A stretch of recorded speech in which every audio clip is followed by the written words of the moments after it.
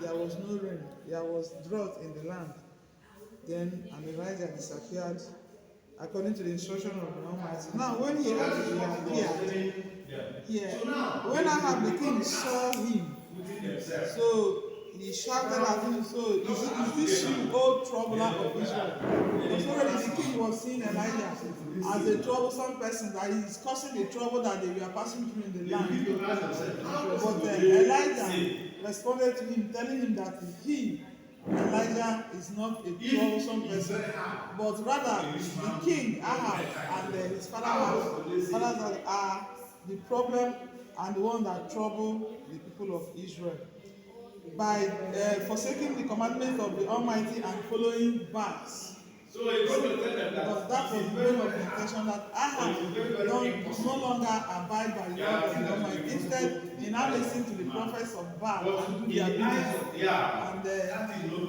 And the word of Elijah, there was a trouble in the land, because he said, let there be drought, and there was drought. Now, the king was seeing him as a problem, and he had placed him as one. Then Elijah himself denied it, and his brother told him that it was him and his father's house that we are the problem of Israel by disobedience. This in Yeshua's. So the question, how does Elijah respond to Ahab's question?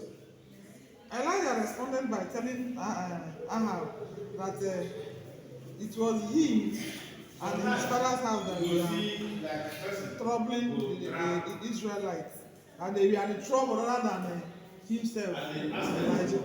And it's because they have forsaken the commandment of the Almighty, and we are following that of Baal, because they were now serving Baal.